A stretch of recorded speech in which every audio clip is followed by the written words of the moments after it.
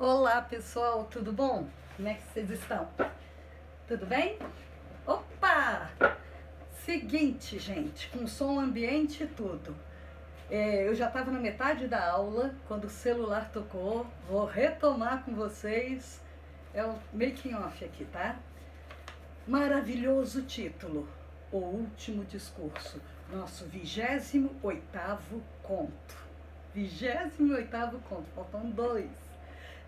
Esse conto, O Último Discurso, como o próprio título sugere e nos mostra, é um discurso que vai ser feito, que tem alguma importância, mas aqui, ó, são 2 palavras que eu quero que vocês guardem: a velhice e a metalinguagem, tá? A dignidade humana, a finitude, a efemeridade da vida. Tudo passa, tudo se extingue, mas o apagar da chama não precisa ser violento. Ela pode ir apagando, apagando, iluminou e se foi.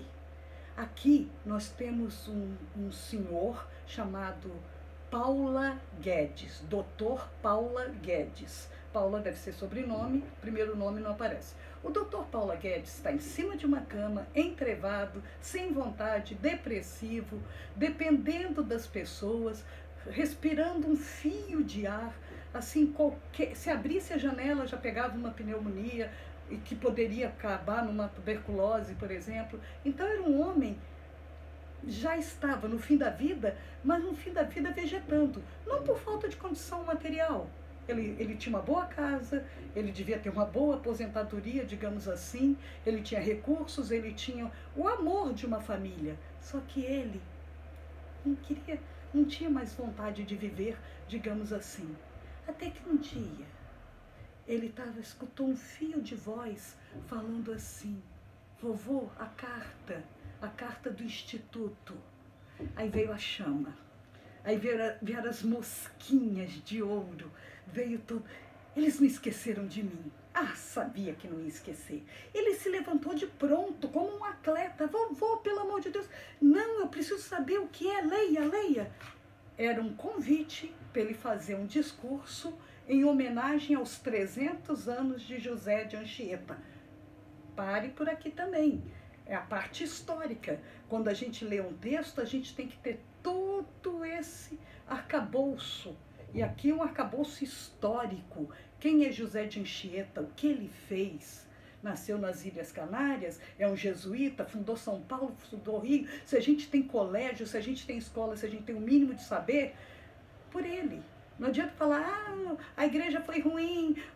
Gente, a instituição pode até ter sido, mas ele foi lá, ele ajudou os índios. Teve uma época que o José de Anchieta, ele foi sequestrado pelos índios, né? E aí ele é que fazia toda a negociação, ele ensinava os índios como negociá-lo. Então, assim, 300 anos, teríamos que fazer um discurso para esses 300 anos de José de Anchieta. Então, pesquisem José de Anchieta, tá? E aí, ele começou. Aí entra a metalinguagem, tá, gente? Farei um discurso assim. E ele assim, imagina os campos, imagina a vez que ele ensinou os índios. E ele vai detalhando tudo que ele quer fazer naquele discurso, mentalmente. Aí pede a neta folha. Aí todo mundo fala, gente, a gente dá folha para ele. Eu quero luz, vou pro meu escritório. E se levanta, vovô, pelo amor de Deus, não. Abra essa janela. Todo mundo entra em pânico. E ele faz tudo isso. E ele vai para o escritório e vai pensando e vai encadeando as ideias, o pensamento, construindo aquele discurso. E nisso ele ganhou vida.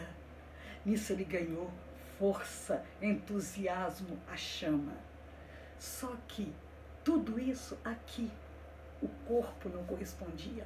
Por mais que ele tivesse essa vontade, o corpo não correspondia. Então ele pegava a caneta e tremia, mas ainda não sabia, até a hora que ele chamou a família para ensaiar, né? Então ele começou e caía a folha, mas ele não percebia. Dentro dele ele estava ótimo e todo mundo com aquela peninha, até uma hora que ele cai. Até a hora que ele cai morto. A neta de uma extrema sensibilidade, eles acordam esse avô, que estava todo arrumado, paramentado, pega aquelas folhas e coloca no bolso, como se ele estivesse saindo para fazer o seu discurso e não indo para um cemitério. Vou ler um pedacinho aqui para vocês. Na hora que ele recebe o convite, tá? Era um convite. Pediu-lhe que fosse ele o orador na grande solenidade que o Instituto realizaria daí um mês, em homenagem ao tricentenário de Anchieta. Então é que o enxame das mosquinhas de ouro torvelinhou doidejante. Meu Deus! O Instituto, centro das grandes capacidades do país, dos nomes mais respeitados e queridos do Império e da República, aquele ninho de inteligências perfeitamente dirigidas, de ministros, conselheiros, marechais, historiadores e grandes homens de letras, precisava dele, do apoio da sua voz, do seu fulgor, da sua ilustração. Ilustração aqui é saber, tá? Que honra, que doce consolo aquele que lhe ia bater agora nas últimas horas da sua vida, exatamente quando ele curtia a amargura de pensar que tinha há muito posto sobre o seu nome uma pedra, ainda mais pesada do que a outra botaria em breve sobre o seu corpo. E ele rejuvenesce. Vou aceitar o convite. Todos se opuseram. Que se lembrasse dos conselhos do médico. Falassem para si. Ele já não escutava mais nada. Escorregou nos seus travesseiros, fincou o olhar na cúpula do cortinado e nem mais uma palavra. Aí ele passa toda a outra página falando como ele vai fazer o discurso, como ele ia construir. Ele começou a pensar no índio, no Anchieta, dando as aulas, pensou como faria os parágrafos. Aí ele pede para ir para a biblioteca, como eu já tinha contado para vocês, né? Mas eis que tem o fim. Quase no fim, um dos seus melhores períodos em que ideias e palavras desabavam, com fragor de catadupa, ao esboçar um gesto, o doutor Paulo Guedes estacou, abriu os dedos e deixou voar para o chão as tiras do seu discurso. Acudiram todos, receberam-no nos braços, deitaram-no no seu grande leito de peroba, e quando olharam de perto para o seu rostinho lívido, branco, viram que das suas pupilas fundas a última mosquinha de ouro tinha partido, como a última abelha do cálice de uma flor murcha. Então, a mais calma das filhas reuniu as tiras esparsas do último discurso do pai, filha, não neta, dobrou-as e meteu-as carinhosamente no bolso da casaca, tal qual como se ele, em vez de ir para o cemitério, tivesse que ir para o instituto. Metalinguagem, velhice, entusiasmo, fim de vida, respeito. Mais um conto de ânsia eterna. Obrigada.